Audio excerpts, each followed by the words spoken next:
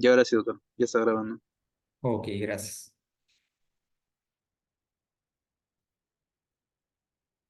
Ya.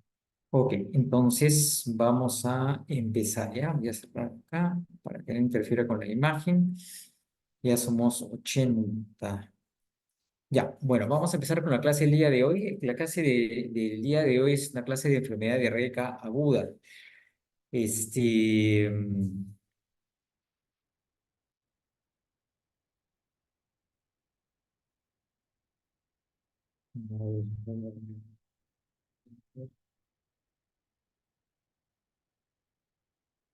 bueno, ustedes son 156, ¿no, Sebastián? Sí, sí, doctor. Ya. Bueno, bueno, cualquier cosa conversamos en interno a ver si la clase va a quedar grabada para que la revisen. Pero bueno, cualquier detalle o comentario me lo pueden hacer por el interno, ¿ya? Por el WhatsApp. Hoy día vamos a hablar de enfermedad diarreica aguda, entonces, ¿no? Este es un tema que es bastante extenso en realidad, porque es una patología muy común y, bueno, vamos a tratar de hacer algo corto, un poco completo en lo que nos alcance el tiempo. Y ahora no quiero avanzar esto. Ahí está. Ya. Esto es ya. Entonces, la definición de diarrea es, ¿no? Según las guías, 3 a más cámaras por día, de deposiciones líquidas y de mayor volumen, más de 10 gramos kilo día.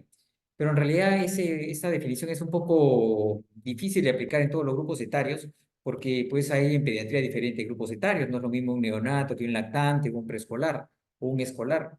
Entonces, por eso la definición que la OMS sugiere es una definición más amplia, como el incremento en frecuencia y volumen de las deposiciones, con disminución de la consistencia de las mismas.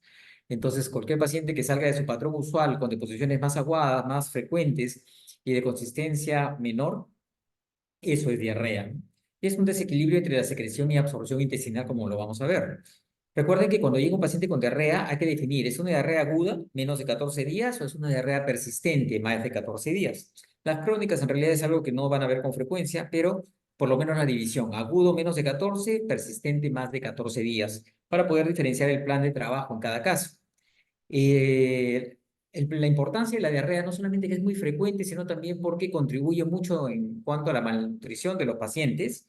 No ganan peso, se quedan en su curva punto si tienen episodios repetidos de diarrea. Y lo otro es la mortalidad generada por deshidratación, ¿no? En menores de 5 años es todavía alta, 50-70%. Básicamente es mortalidad por deshidratación, ¿no? Por la pérdida de agua que se tiene y los electrolitos.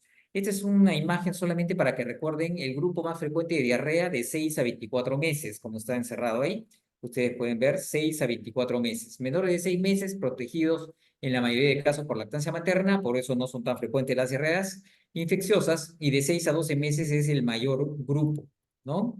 Ahora, de estos pacientes que tienen diarrea aguda, ustedes pueden ver la diarrea aguda acuosa es la gran mayoría, ¿no? Es el 85% de episodios de diarreas. Y la diarrea disentérica solamente el 10%, y las persistentes más de 14 días son diarreas en el 5% de casos, ¿no? Son presentaciones en el 5% de casos. Entonces, lo más frecuente que debemos recordar de lejos, diarreas agudas, acuosas y diarreas disentéricas por la importancia que tienen y la preocupación de los papás, ¿no? Algo más que recalcar es que estas diarreas tienen alta mortalidad las acuosas por la deshidratación que mencionábamos, pero son muy prevenibles básicamente con un buen manejo de terapia de rehidratación oral, que es lo que vamos a conversar en cuanto al tratamiento. Hay 3 tipos de diarrea, entonces viene un paciente y yo digo, ¿es una diarrea aguda o es una diarrea persistente? ¿Menos de 14 o más de 14? Segundo, ¿es una diarrea de qué tipo? ¿Una diarrea osmótica, secretora o una diarrea inflamatoria, exudativa? Eso está en relación a la fisiopatología. Entonces, la primera clasificación en mente, el tiempo. La segunda clasificación en mente, la fisiopatología. Hay que recordar solamente en esta fisiopatología lo básico es que hay una unidad criptovellositaria. Esta es una vellosidad intestinal o unas vellosidades intestinales. Ustedes recuerden que hay ápices y que hay criptas.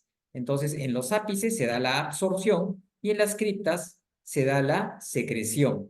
de agua y electrolitos. Y hay un balance entre absorción y secreción. Y dentro de cada vellosidad, pues están los enterocitos, donde se van a dar, pues, estos intercambios ya en forma ya microscópica, ¿no? Pero recuerden, hay un balance entre secreción y absorción para que el paciente esté estable y no tenga diarrea. Y recordar también que hay una migración de cripta hacia vellosidad de estos enterocitos. A medida que van madurando, van viajando y se van poniendo en el ápice. Entonces, si más inmaduros están en cripta, más maduros están en ápice. Cuando hay daño de mucosa, lo que ustedes van a ver es que estos enterocitos de la cripta van viajando y lo que demore en formar nuevamente esta columna de vellosidad, esos enterocitos que van migrando desde la cripta, es lo que demora el tema de malabsorción, como lo vamos a mencionar ahora. Hay esa migración de cripta a vellosidad, entonces, según la maduración del enterocito. Entonces, yo tengo un paciente con diarrea y diré, esta es una diarrea acuosa. Las diarreas acuosas, generalmente, las más frecuentes, 80-90% de diarreas agudas son acuosas. Son heces líquidas sin sangre, moderadas a abundantes en volumen, no tienen moco o es muy escaso, hay vómitos y la fiebre, si es que la hay, es baja. Entonces, este paciente tiene una diarrea acuosa y cuando hay una diarrea acuosa, yo pensaré, esta es una diarrea secretora por fisiopatología. Secretora, secreta agua y electrolitos. Y en estas diarreas secretoras se rompe ese balance. Ese balance de absorción y secreción se queda a predominio de la secreción y por eso hay pérdida de agua y electrolitos, sodio, potasio, cloro y bicarbonato, no se olviden. Entonces, esta salida que se da y esta ruptura de este balance está en relación a unas toxinas de algunos gérmenes o unas toxinas propias de algunos alimentos que vienen a dañar la fisiología, el funcionamiento de los enterocitos, activando el sistema de secreción. Y con eso hay pues predominio de secreción con pérdida de agua y electrolitos. ¿Quiénes producen esto? Diarreas virales, por ejemplo. Toxina del rotavirus, el NSP4. Es una toxina que no tienen que recordar el nombre, pero es una toxina que tiene el rotavirus y actúa de esta forma. Secreción. Bacterias como el cólera, secreción. E. coli enterotoxigénica por toxina genera secreción. Y lo que ustedes van a ver, pues, es que estos gérmenes, estos rotavirus o estos gérmenes con toxinas bloquean la absorción y aumentan la secreción. Entonces, al dañar, ¿no?, los enterocitos, van a limitar la absorción en ápices y más bien fomentar la secreción por la activación del sistema de AMP cíclico en los enterocitos de la cripta. Estas son diarreas típicamente que no ceden con el ayuno, porque no tienen que ver con el alimento en realidad. Lo que tienen que ver es con la apertura de este tipo de canales y esta salida de agua y electrolitos por daño de los enterocitos o por activación de ese sistema de AMP cíclico. Entonces, ustedes lo que van a poder ver ahí es que finalmente se activa la salida de cloro, bicarbonato, potasio, sodio, salida de agua, y por eso estas diarreas son acuosas, son abundantes o moderadas. Por eso estas diarreas son en un volumen importante, con mucha deshidratación, mucha opción de complicarse y mortalidad mayor. Recuérdenlo bien. ¿Cuáles son las características entonces de estas diarreas acuosas, voluminosas, afectan el intestino delgado? No ceden con el ayuno, acuérdense bien, no tiene que ver con alimentos. Es el caño que se abrió activándose el sistema de secreción de agua y electrolitos. Obviamente, mayor riesgo de complicaciones de deshidratación y trastornos electrolíticos. Y en el coprofuncional lo que ustedes van a ver es que es una deposición con un pH fecal, un pH en heces alcalino. No necesitan recordar el valor, pero sí que es alcalino. ¿Por qué? Por el bicarbonato que se elimina, que se libera a través de la secreción. Ese bicarbonato da alcalinidad, es una deposición que huele a lejía, no tiene olor penetrante, tiene un olor a lejía, álcali. ¿Cómo se controla? Con medicina antisecretora. Existe un antisecretor que se llama racecadotrilo, que tampoco necesitan recordar el nombre, pero recuerden que hay un antidiarreico antisecretor que cierra el caño, limita la secreción y con eso mejora este tipo de diarreas. Pero las diarreas acuosas también pueden ser diarreas osmóticas. Y las diarreas osmóticas sí tienen que ver con algún tipo de sustancia en el lumen intestinal, algún alimento en el lumen intestinal. Y por eso ceden con el ayuno. Si yo tengo sustancias osmóticas en el lumen intestinal, como azúcares, grasas, lactosa, eso es carga osmolar que va a jalar agua, solo agua, no electrolitos, solo agua. Entonces, la secreción y la absorción están en balance, pero hay una gradiente osmolar hacia el lumen intestinal por estos osmoles activos y por eso tiene que ver a mayor carga osmolar en el lumen, mayor diarrea. A menor carga osmolar, ayuno, cede la diarrea, disminuye la diarrea, la pérdida de agua, más no mayormente electrolitos. Lo más frecuente en estos casos es una diarrea por postenteritis, por daño de mucosa, o sea, un germen daña la mucosa intestinal. Al dañar los enterocitos y las vellosidades y microvellosidades, eso va a generar también una deficiencia de la lactasa, que son enzimas disacaridasas que están en el borde en cepillo, en las microvellosidades. Entonces, cuando se daña la mucosa, hay menos densidad de lactasa y al haber menos densidad de lactasa, esa lactosa no se va a digerir ni desdoblar como debe ser y finalmente va a terminar y absorberse en el intestino delgado, sino que finalmente va a pasar hasta el intestino grueso esa lactosa. La lactasa del intestino delgado la desdobla y se absorbe, como pueden ver aquí, en el paciente que no tiene problemas, sano. Pero en el paciente que tiene problemas de lactasa secundario a una diarrea, como estamos mencionando, el paciente tendrá pues déficit en cuanto a el desdoblamiento de la lactosa, como esa no se desdobla, no se absorbe como glucosa y galactosa, finalmente esa lactosa llega al intestino grueso, es fermentada por bacterias del colon y produce gas, ácidos orgánicos y jala agua, diarrea osmótica, osmoles activos, lactosa lo más frecuente de lejos, ¿no? Hay otros tipos de sustancias que producen diarreas osmóticas como los laxantes osmóticos, magnesio, leche magnesia, lactulosa, polietilenglicol, antiácidos que tengan magnesio, alimentos como azúcares, aceites, algunas veces exceso de azúcar, exceso de grasas, produce diarreas osmóticas, esteatorreicas, si es grasa el caso. Las características son entonces diarreas acuosas, si es carbohidrato, esteatorreica, si es grasa, ceden con el ayuno, nunca se olviden, ceden con el ayuno, el paciente lo dejan en NPO y baja en forma evidente el flujo diarreico. Mayor riesgo de hipernatremia, ¿por qué? Porque se pierde agua y se concentran los electrolitos en sangre. Mayor riesgo de hipernatremia en estos pacientes. Y en el coprológico funcional, que es un examen para ver la absorción intestinal, lo que se va a ver es un pH más bien ácido.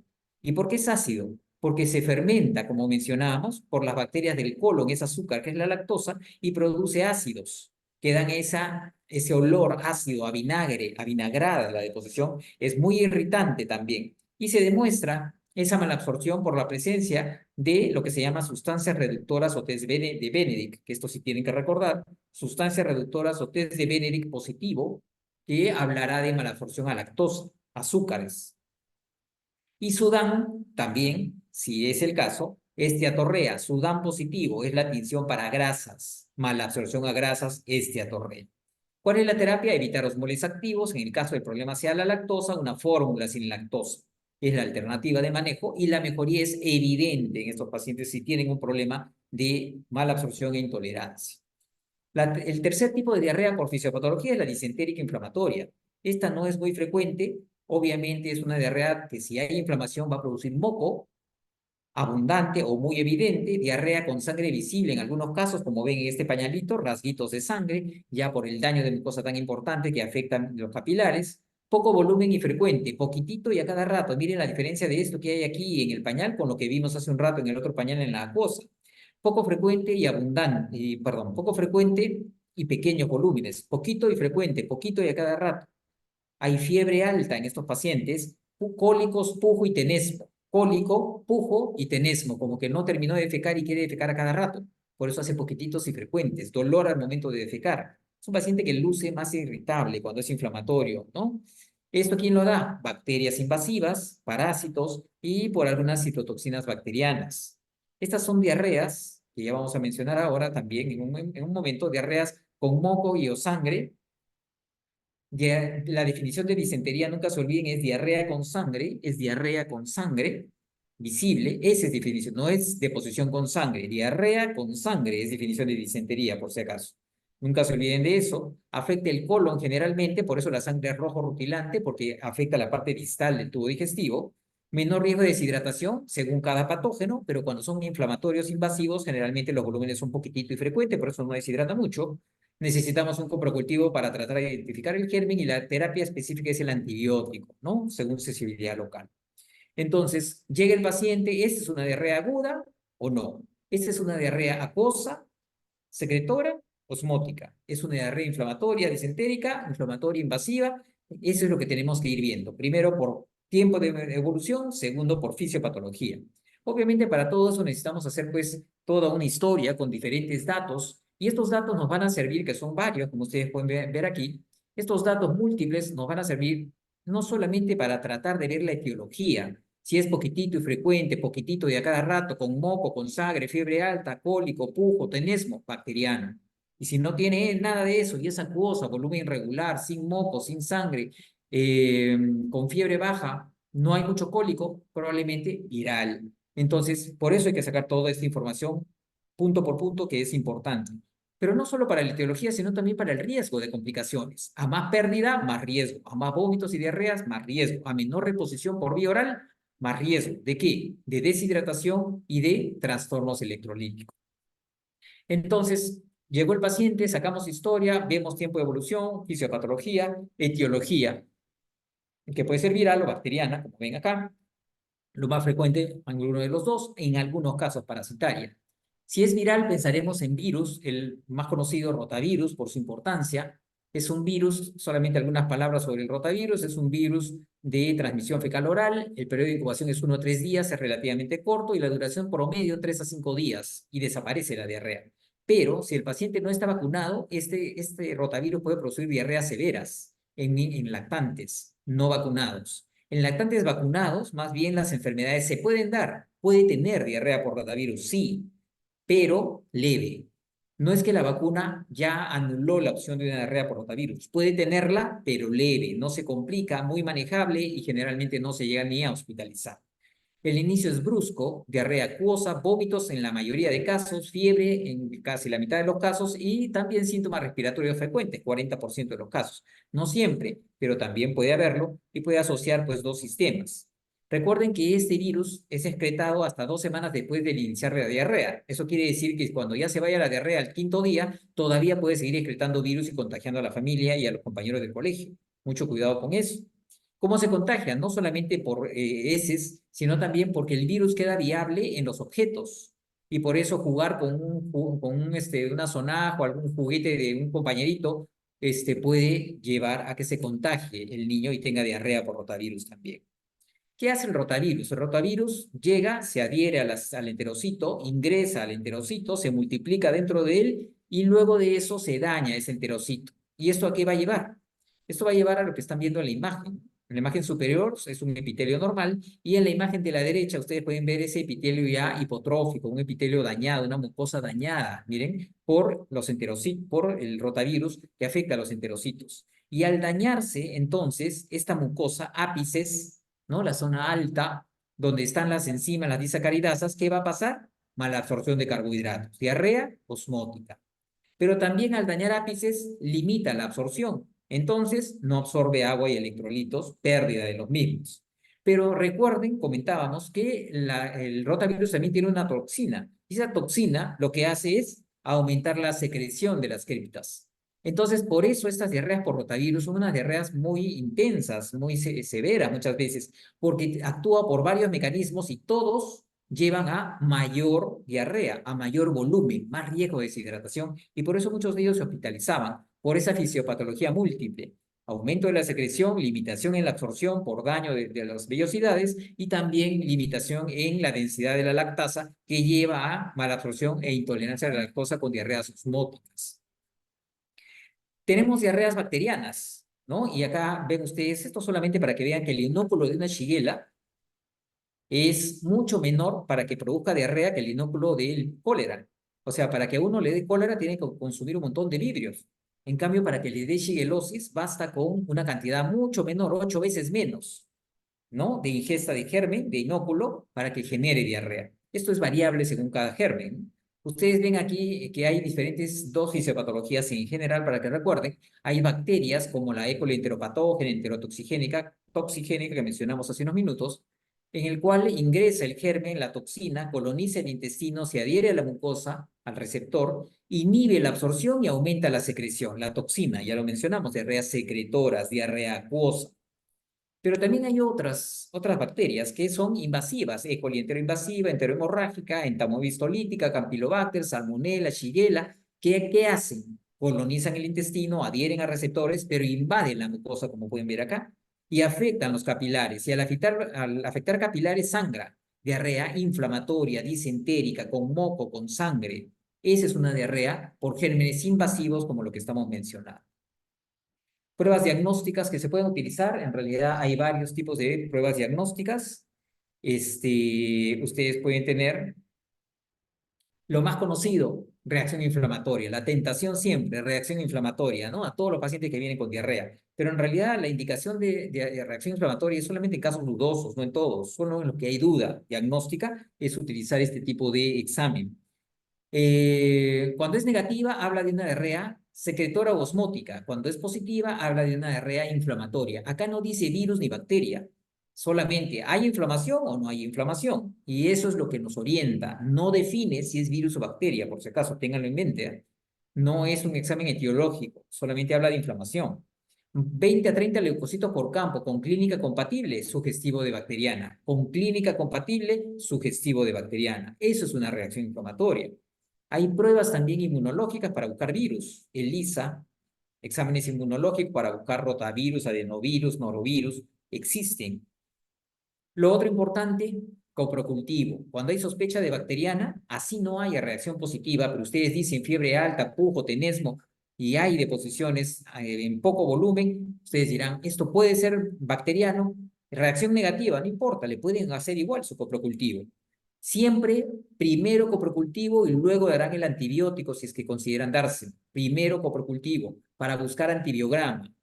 Acá identificamos germen y con esto tenemos la lista de antibióticos que pueden ayudar a combatir el germen. Resultado en 5 días en promedio. Demora 5 días en promedio el coprocultivo.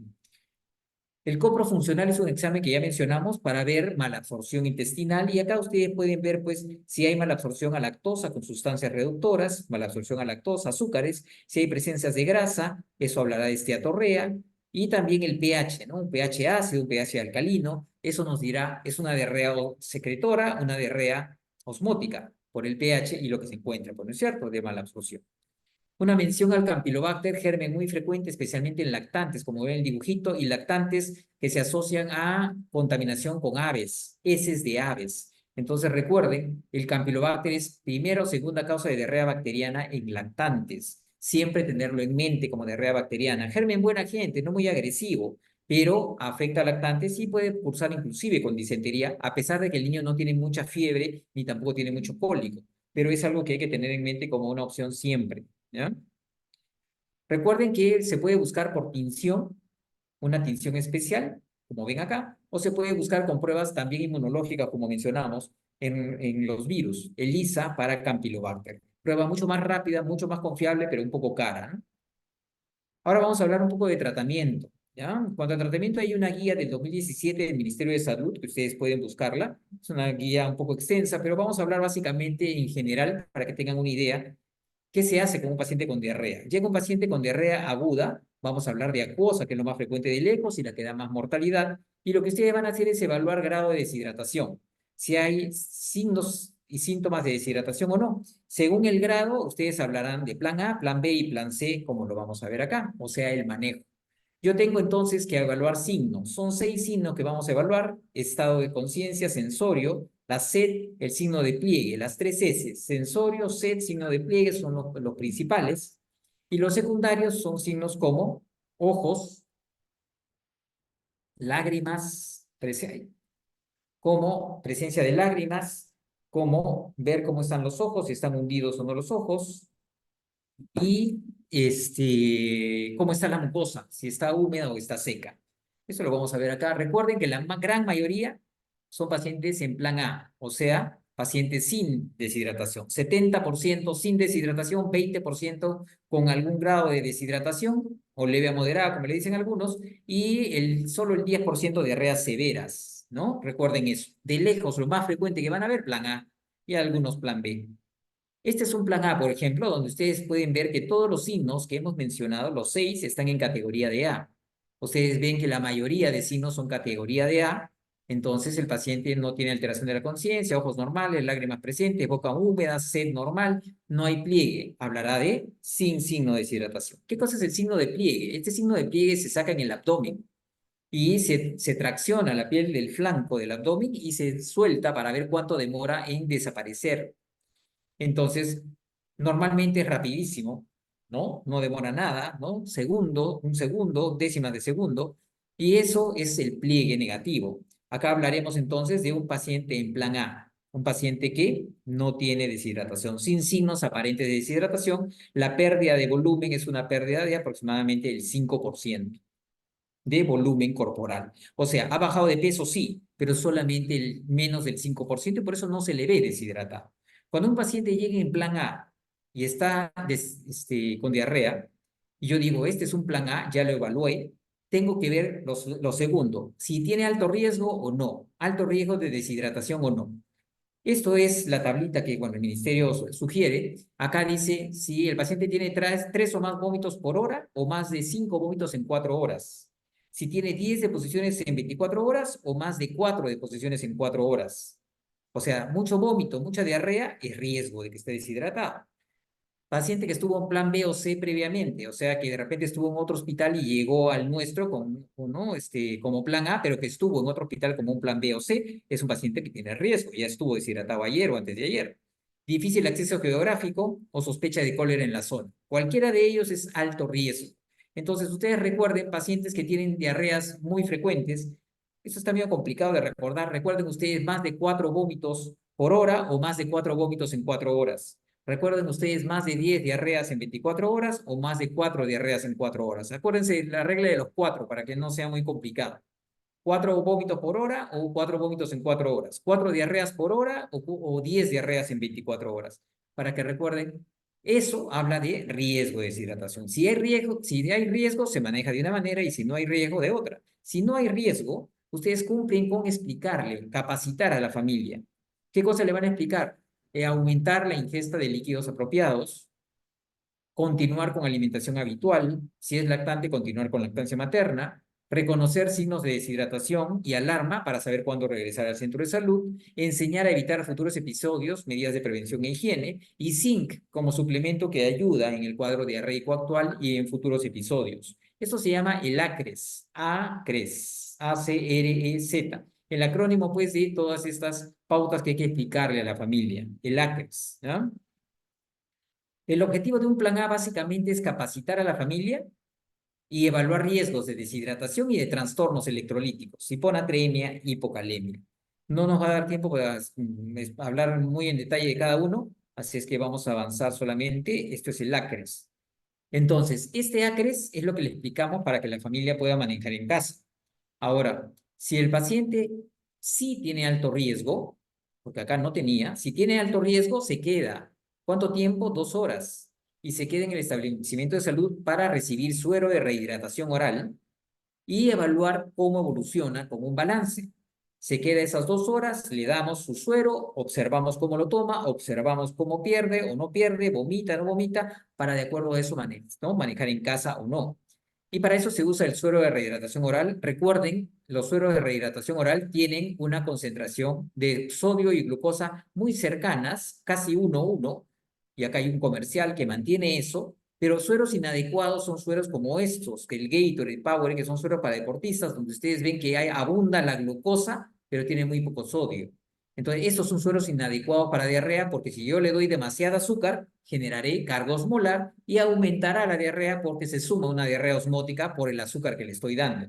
Entonces, nunca utilizar sueros de deportistas en diarreas en niños. Recuerden bien eso.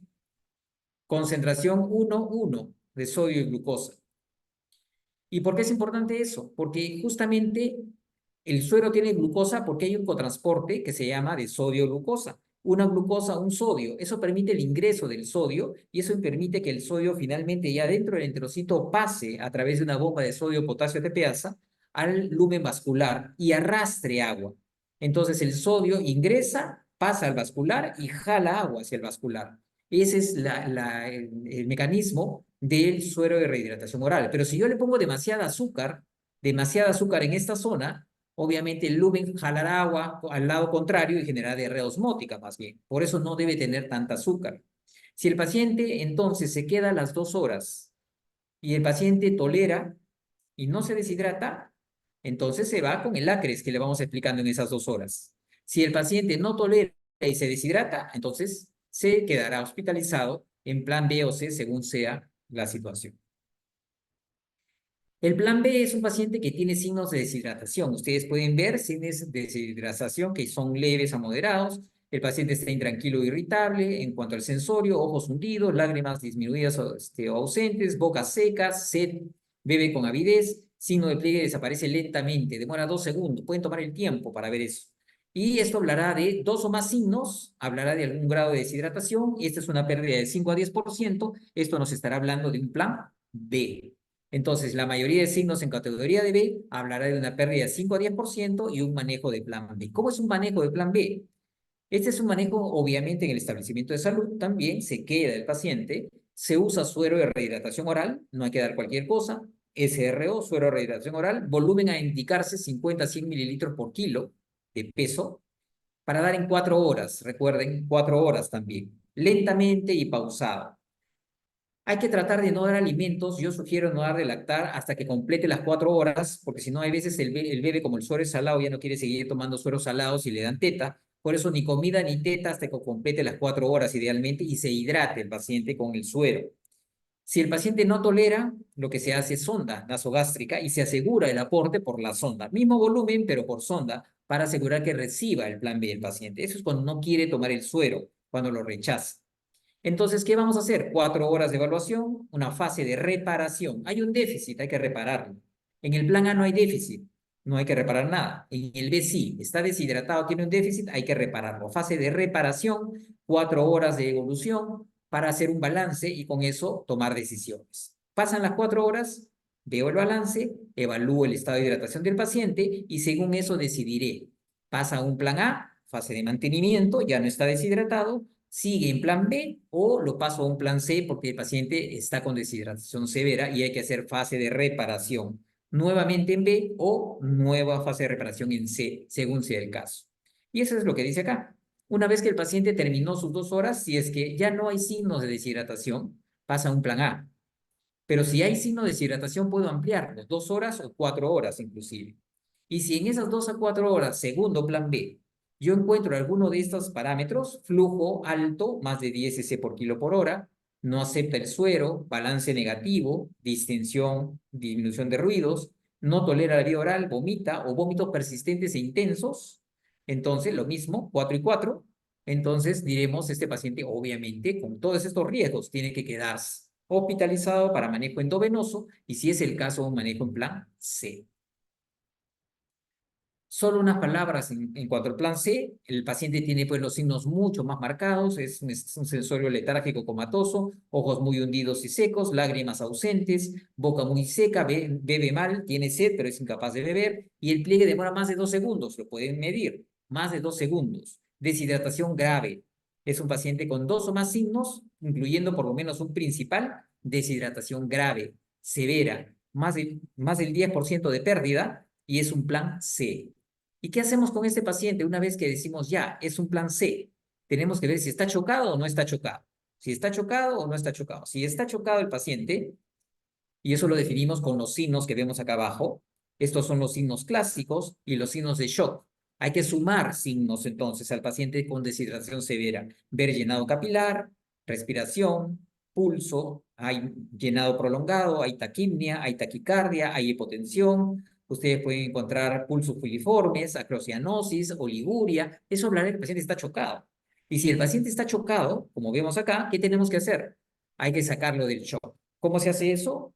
Es una emergencia, hay que ponerle manejo endovenoso con un bolo de cloruro de sodio inicial a 20 cc por kilo, sacarlo del shock en 15 a 20 minutos, 20 cc por kilo en 20 minutos, 20-20, sacarlo del shock. Podemos repetir inclusive 2 bolos o hasta 3 si pensamos que es cólera lo que tiene el paciente. Entonces recuerden, importante, sacarlo del shock si es que tiene signos de shock. Una vez que el paciente ya le pusimos los bolos y salió del shock, si salió del shock, vamos por acá. Pero si no salió del shock, hay que ver cuidados intensivos porque de repente está en shock séptico el paciente. Si sale del shock, lo que tenemos es que pasarnos a un paciente con diarrea severa, deshidratación severa, sin shock. ¿Y qué se hace en ese caso? También es manejo endovenoso, porque este paciente tiene deshidratación severa, es 100 cc por kilo. Recuerden, plan B era 50-100, acá es 100 cc por kilo. Con solución polielectrolítica. Y este es el manejo. Dividimos menores de 12 meses, mayores de 12 meses. Acá lo vamos a ver mejor. Siempre 100 cc por kilo, siempre dividimos en 30 y 70. En 30 y 70. Siempre lo dividimos así. 30 al comienzo, 70 después. ¿La diferencia cuál es? En menores de 12 meses, como son niños más lábiles, más frágiles, se pasa en 1 hora esos 30 cc por kilo. En niños más grandes, aguantan más, se pasa más rápido, en 30. Los otros 70 en niños más pequeños se pasa en 5 horas, porque son más frágiles, se pasa más lento. En niños más grandes se pasa en 2 horas y media, se pasa mucho más rápido, el doble. Entonces recuerden, 100 cc por kilo, 30-70, siempre 30 primero, pequeñitos menos de 12 meses en 1 hora, los 70 restantes en 5 horas, y en niños más grandes es la mitad del tiempo. Media hora, 2 horas y media. Ese es un plan C que no necesitan memorizarlo, pero para que tengan la idea cómo enfocar, cuándo se inicia, cómo se enfoca un lactante menor de 1 año o un mayor de 1 año. Eso es lo que deben recordar. Yo no les voy a preguntar valores exactamente con eso, ¿no? Entonces, fase de reparación de plan C, mayor de 1 año, más rápido, menor de 1 año, más lento, hacemos balance, tomamos pruebas para ver si hay trastornos electrolíticos, si hay hipoperfusión o insuficiencia renal prerrenal, cómo está la glucosa y si hay acidosis. Lo tomamos antes de iniciar el plan y al final de la fase de reparación. Los sueros que usamos, idealmente polielectrolítica, pero podemos utilizar solución salina o lactato de Ringer también. Lo que se suele usar en hospitales, polielectrolítica y solución salina cuando no hay polielectrolítica a la mano. Lactato de Ringer se usa muy poco en nuestro país en realidad. Se usa básicamente estos dos de la derecha. Una vez entonces que terminamos la fase de reparación, la misma historia, hacemos balance, examinamos al paciente y decidimos. Pasa a plan A, mantenimiento, ya no está deshidratado.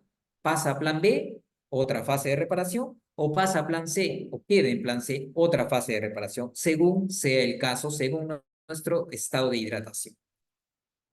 ¿Qué es lo que dice acá en resumen? Un poquito más complicado, creo yo, pero es lo mismo que dice acá. Si el paciente sale, entonces todo bien, se ve si tolera, se comienza la tolerancia y se pasa a plan A o B. Yo creo que es más sencillo recordar el anterior, ¿no? Este que les he mencionado acá. Al final es reevaluar y qué hacemos con el paciente, si pasa A, a B o a C. Entonces, eso es lo que quería mencionarles. No sé si tienen alguna duda, pregunta. 30 segundos, a ver, porque estamos con las justas con la clase del doctor Hironaka.